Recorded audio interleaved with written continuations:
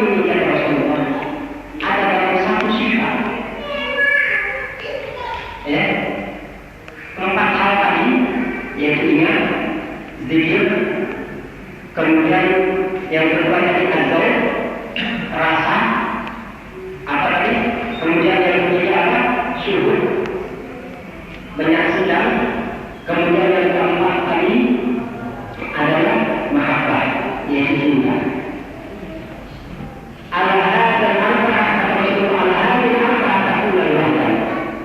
Empat ini ada dalam satu. Kemudian sahabat bingung lagi, ya Rasulullah, apa maksudnya ini? Saya bingung. Kata para sahabat bertanya. Sayyidina Umar berdiri keras. Sayyidina Abu Bakar yang diriwayatkan dalam sejarah. Sayyidina Abu Bakar ini jangankan Rasulullah menafsirkan satu ayat. Rasulullah dapat wahyu saja.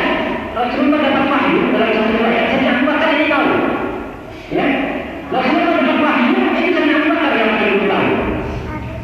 Rasulullah apa? Sayyidina Abu Bakar bertanya, ya Rasulullah, kataku Jibril diwahyu, baca ya Abu Bakar. Sayyidina Abu Bakar bertanya, ya Rasulullah, datang dari mana Jibril wahyu? Ya, wahai Abu Bakar. Kemudian sahabat yang lain belum tahu tafsiran Al-Quran, apapun itu tafsiran Al-Quran, Sayyidina Abu Bakar ini belum tahu.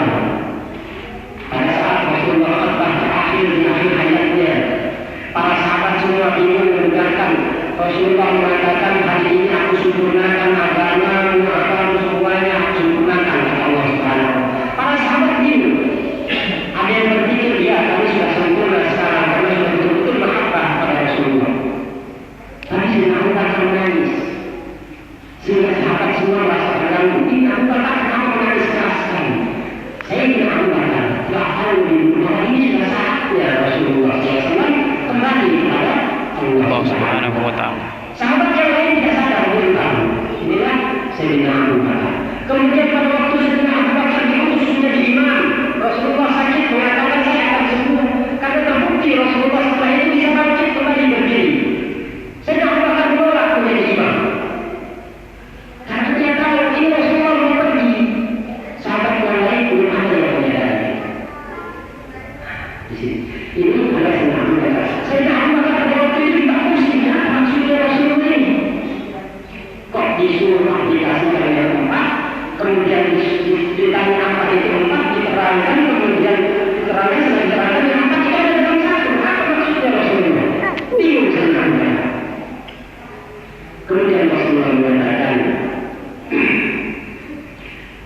ya ihasa kata Rasulullah, wahai para sahabatku, kata Rasulullah, Anal bulan bahwa jasadiku. Yang satu dalam 4 ini adalah dibungkus oleh jasadku. 4 ini tadi dibungkus oleh jasad kita. Jadi apa maksud Rasulullah dijabarkan oleh Al-Imam Al-Hasan Syadzili?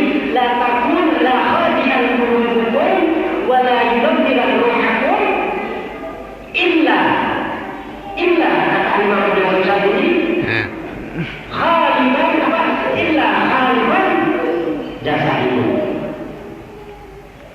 Tidak akan bisa hatimu ini tadi tumbuh, tidak akan bisa rohmu bercahaya kecuali jasadmu terlebih dahulu yang kau salahkan. Coba kalau jasad disalahkan, ya Rasulullah mengambil hadis yang lainnya. Rasulullah mengatakan berkenaan dengan jasad yang disalahkan oleh Imam Al-Syadzili. Mata ini tadi, coba kita pandang Al-Quran. Ini logikanya dari hadis. Kita pandang Al-Quran 1 hari 1 malam. Betah tidak mata kita? Betah. Betah Pak? Betah. Hati-hati betah. Kalau ada yang betah saya mau lihat. Coba mulai dari ini sampai besok malam rumah jam. Perlu pembuktian. Karena jangan asal bicara. Andal kalam ma'rufun bil fi'al. Ya. Dalam kaidah nahwu. Ucapan itu diketahui dari perbuatan. Ibu-ibu betah 20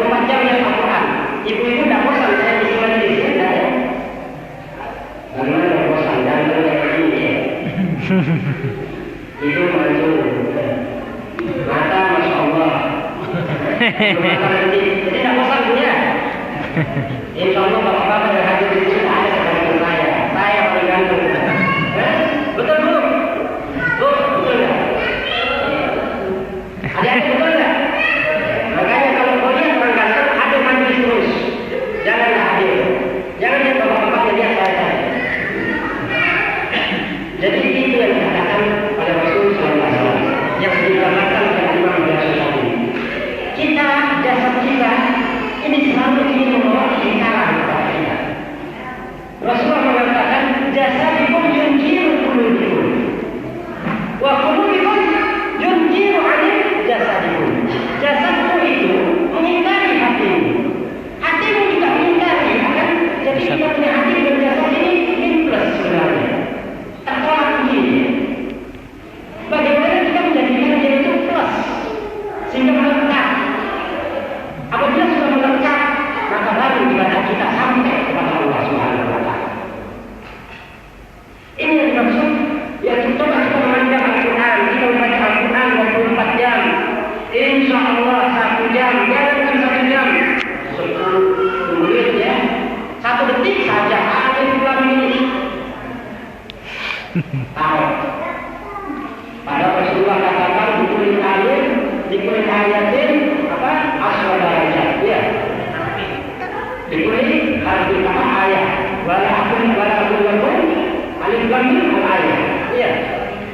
Walaupun alif ayat, lam mim 30 ayat. Dalam hadis yang lain At-Tirmidzi ini sampai 50. Karena apa? Satu alif ini yang fahu asal baliyat wa yunzilu asal rahmah wa yubarik bi asal barakah wa yaftahu laha asal babul jannah. Ini 5 huruf Fatihah, 1 huruf Al-Quran. Tapi 1 detik kita baca kita sudah bosan. Inilah jasad. Ya. Jasad kita berada di masjid, ini merasa panas. Inilah jasad.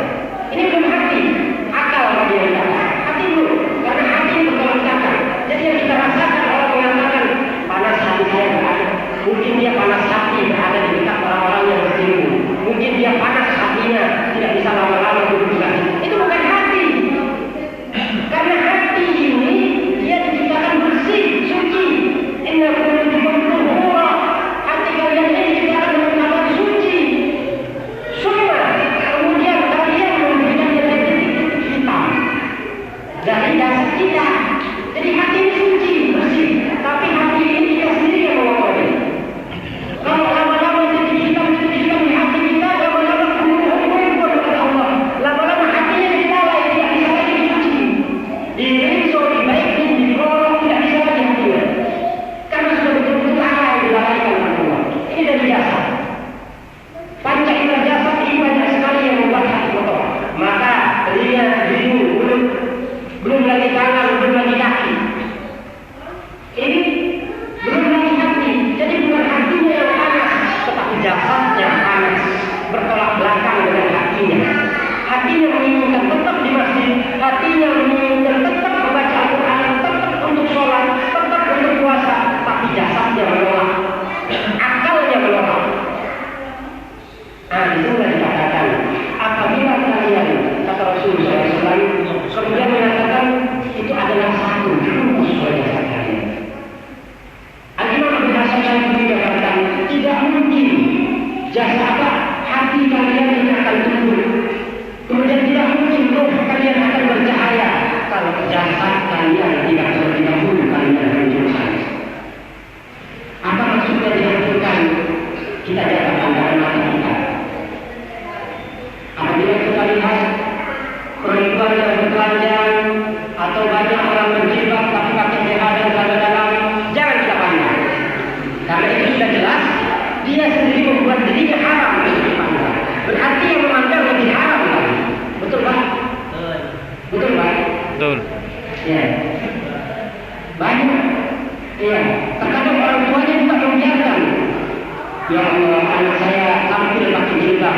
Ternyata setelah dilihat dari badannya sampai kakinya tampil telanjang. Banyak ya?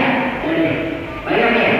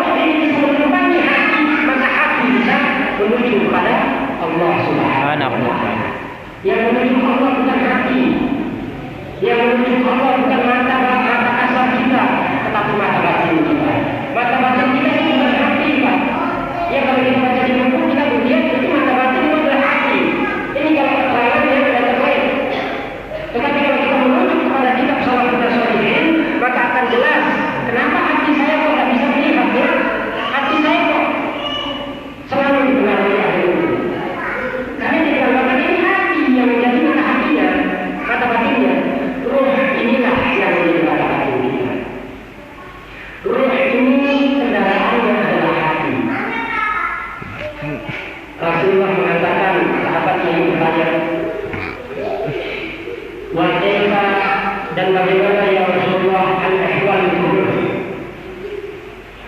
Kemudian Rasulullah mengatakan, sesungguhnya kalian merasakan keibadah. Sesungguhnya Rasulullah kalian tidak dapat merasakan bagaimana itu. Tapi kalian lupa untuk mentelaah, mengkaji bahwa itu adalah ruh.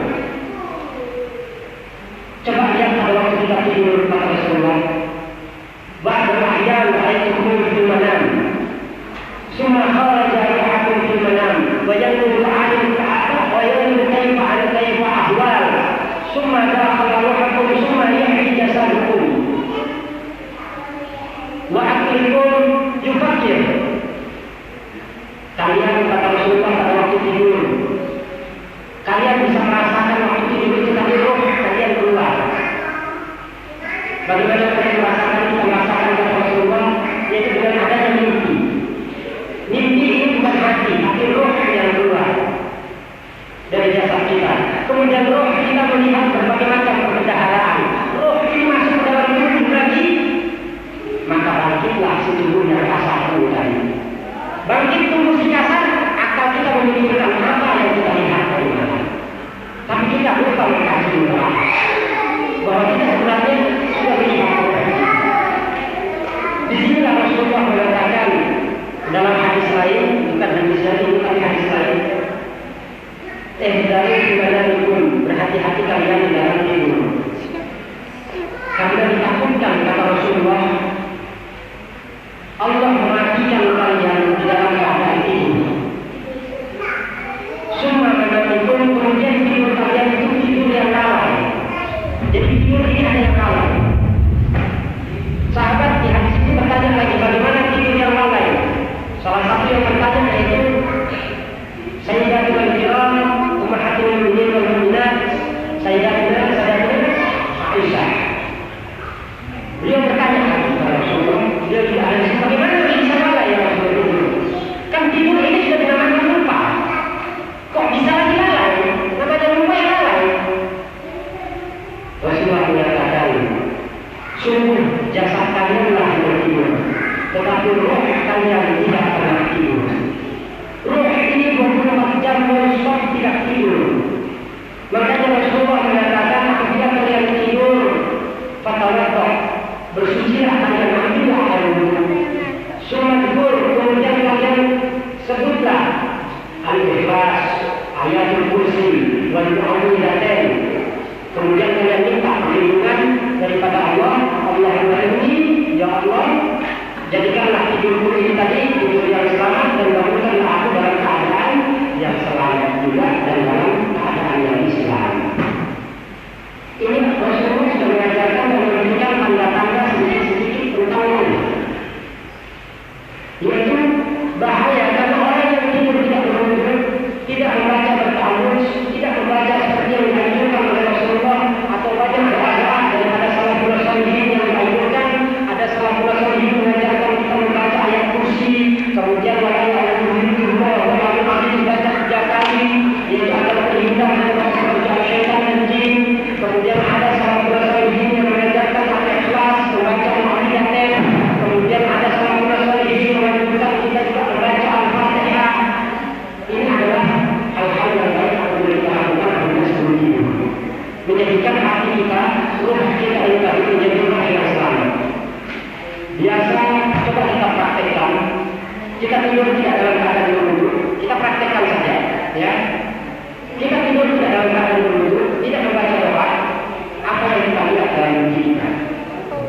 Apa yang ruh kita alami? Pasti ruh kita mengalami kejadian yang baik. Melihat hal-hal yang negatif, ataukah bermaksiat, ataukah membuat keinginan kepada Allah, ataukah membawa mimpi-mimpi yang penuh aib dan fitnah di diri kita. Kemudian besoknya kita coba, kita bermusuh dan kita coba membaca ayat-ayat Allah sebelum tidur seperti yang dianjurkan oleh para ulama tadi. Kemudian kita bayangkan, kita lihat besoknya setelah bangun apa yang roh kita alami. Pasti roh kita ini tadi mengalami hal-hal yang positif. Bisa-bisa roh kita berjumpa dengan sahibul akhlak, yaitu Rasul sallallahu alaihi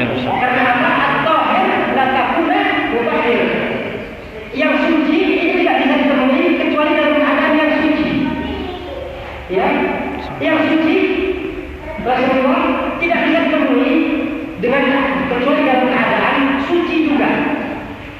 Nah, ini. Jadi Rasul dari suci tidak mungkin menurut kita yang dalam keadaan sama kotor. Jadi ini yang dimaksud yaitu ibadah itu sholat tadi ada dua faktor. Sholat itu adalah sholat jasad dan sholat batin. Setelah diterangkan tadi secara garis besar, maka sholat batin ini yang dimaksud yaitu ingatnya hati kita kepada pekerjaan untuk hari. Sehingga coba kalau kita bayangkan, kita takbir Allah Akbar, kemudian hati kita juga mengucapkan lafaz takbir. Jangan hanya zahirnya, jasadnya atau mulutnya, tapi hati kita juga melafazkan takbir. Allah Akbar, takbir. Hati kita juga takbir. Pasti kita merasakan getaran. Getaran itu bukan dari hati, tapi dari roh kita yang bergetar. Karena apa? Kita itu takbirullah dulu. Kita bergoncang di mas, karena roh kita berlangsung bersinambung. Karena apa? Hablullah hablullah. Roh kita langsung bersambung kepada arasy Allah Subhanahu wa taala. Sehingga bergetar kita punya hati. Yang bergetarkan itu adalah roh, karena roh sampai menyambung kepada arasy Allah, tempat asal mula kejadian daripada sholat itu tadi.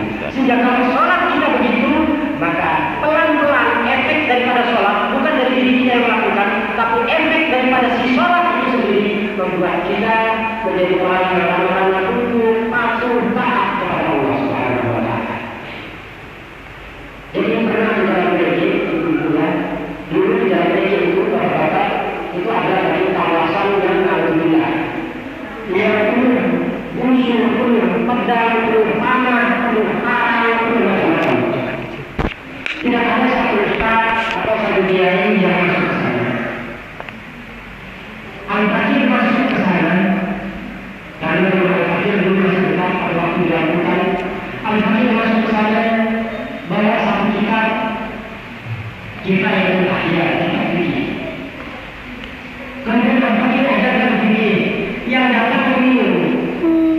Orang yang sadar dalam keadaan berhubungan, dia katakan kepada Al-Fakir, Ustaz, saya mau ikut majlis bagaimana? Silakan.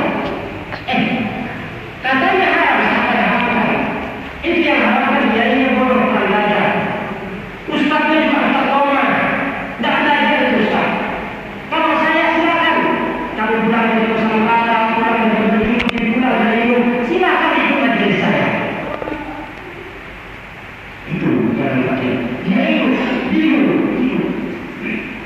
Dalam kaidah-kaidah fikih kita masukkan kaidah-kaidah berkali. Pelan-pelan hatinya diharukan, dimasuki, akhirnya dia menjadi guru tadi. Akhirnya si peduli adalah peduli. Di sini. Akhirnya si peduli dari alhamdulillah sampai sekarang dia menjadi dari para anak dan musuh-musuh. Silakan lewat di sana dan mendapatkan satu aman. Ini adalah kalau kita menanyakan bukan jasadnya, tapi rohnya itu tadi tidak bisa bergerak karena hatinya sudah kotor. Jika rohnya itu terpenjara. Nah, di sini hati ini ibarat beja kata Rasulullah. Beja kaca itu kata Rasulullah, dia tidak menyimpan gambar. Coba kita berkaca, itu kaca. Kalau kita mimpi dari kaca, maka hilang gambar kita berkaca. Betul. Itu kalau berkaca, kelihatan wah cantik, sudah sambung, atau begitu. Kumpulan tebal, macam-macam dia itu. Alhamdulillah saya sama Pak itu ada tuh istri saya pada sama-sama keluar. Allah Akbar, 1 jam itu berdepan saya berjalan. Sekarang kita sudah kepanasan di jalan. Ini pintu apa? Tapi begitu sih itu keluar dari kaca, kita tidak akan ada bayangan dari kaca. Itulah hati. Hati tidak menyimpan bias daripada haknya. Makanya Rasulullah mengatakan, "Fastaqim belum hidupkan hati kalian." Apa maksudnya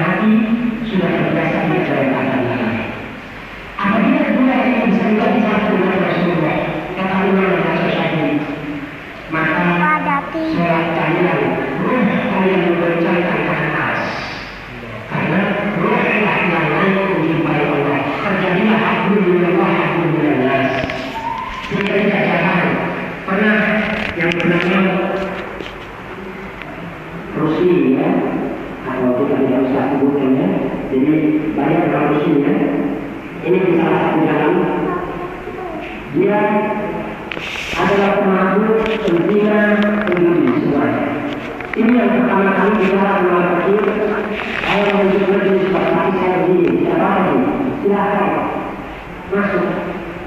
Kalau perlu kamu bawa perempuan yang habis sama tidur masuk ke sini majelis saya.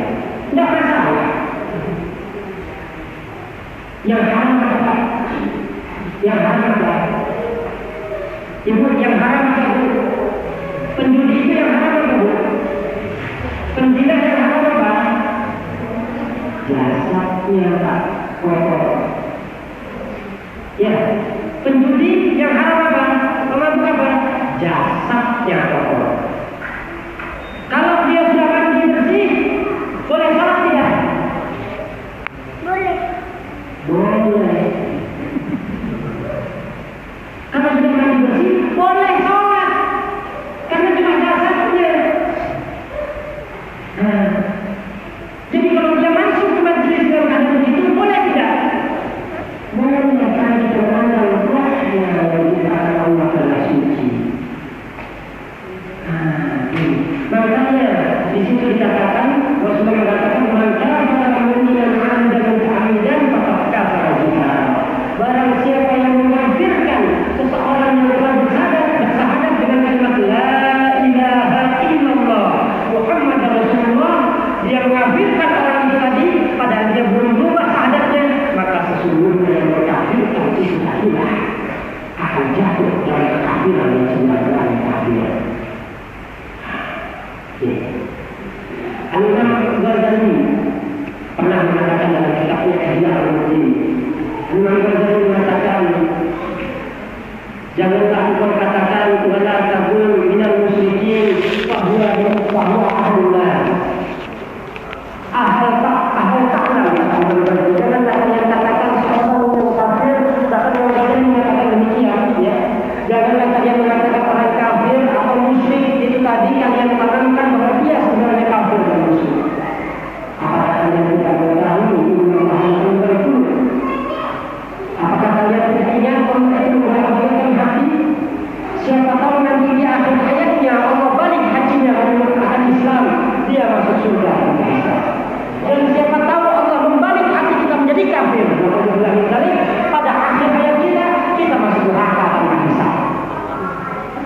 Ini adalah pekerjaan hati. Dan ulama-ulama tasawuf, ulama-ulama sufi sangat menjaga pekerjaan hatinya. Sehingga Syekh Al-Firaq Abdul Qadir Al-Jalani mengatakan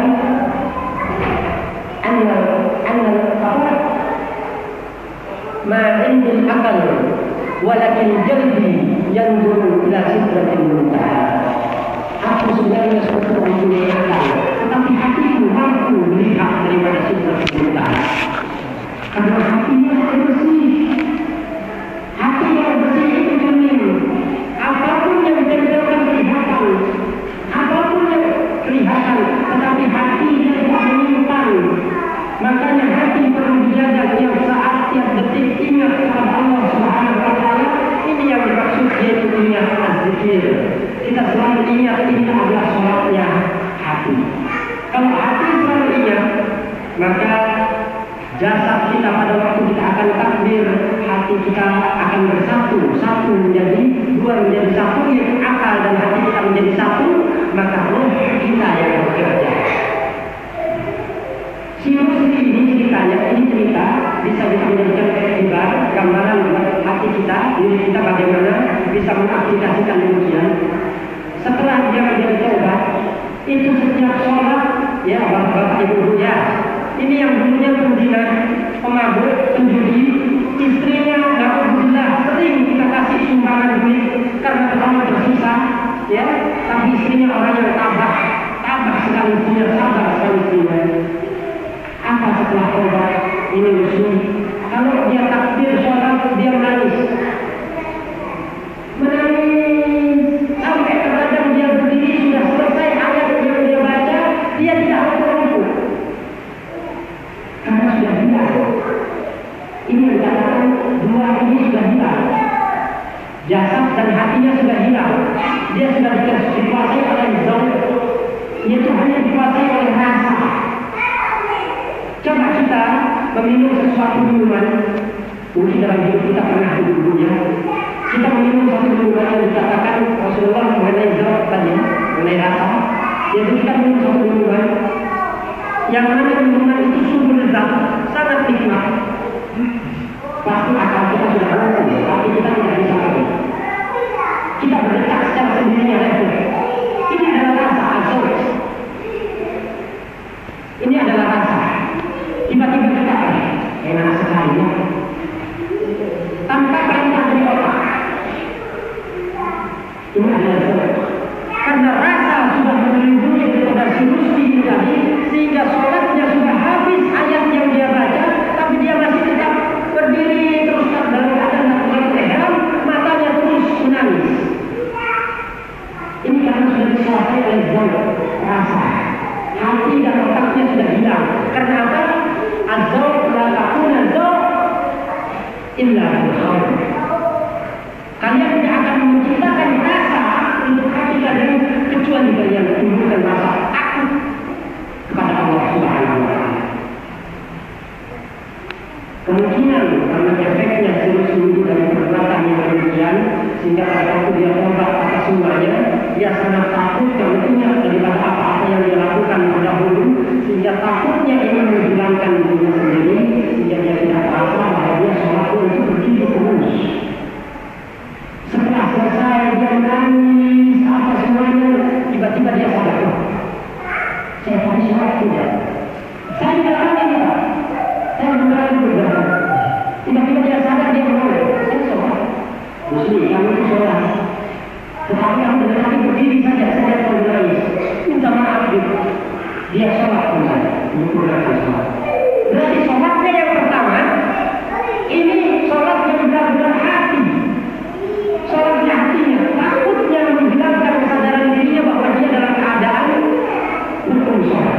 Wajib melakukan rukunnya, sujudnya, rukunnya, tidaknya, takbiratul ihramnya, tasahudnya, kemudian tahkim bersolat, taslim. Dia lupa. Ini karena zawqnya yang sudah dirasakan, sudah tidak ada lagi hati dan akalnya. Jadi perpaduan antara dua yang sudah tidak menguasai dirinya, yang ada hanyalah zawq, yaitu rasanya karena takutnya dia kepada Allah sehingga fana. Ini yang dikatakan fana al-qulub sufi, yaitu hilang akal dan hatinya. Jadi pengakuan kalau kita bisa melakukan dua ini, akal dan pikiran kita, akal dan hati kita, maka insya Allah sholat kita akan benar-benar sholat yang dikehendaki oleh Allah, akan benar-benar menjadi sholat yang bisa memiliki sifat-sifat baik dan negatif di diri kita, sehingga aplikasinya, wujudnya setelah kita melakukan sholat, kita menjadi orang yang mudah tersenyum, kita menjadi orang yang tidak suka lagi membicarakan hal ehwal orang, kita menjadi orang yang dunia kita sudah tidak suka lagi mendengarkan bau-bau yang tidak bagus, kita menjadi orang yang mata kita sudah tidak suka lagi melihat hal-hal yang diharapkan oleh Allah, karena sholatnya saja sudah sampai kepada Allah Subhanahu wa Ta'ala. Mungkin sampai di sini terlebih dahulu. Insya Allah bulan depan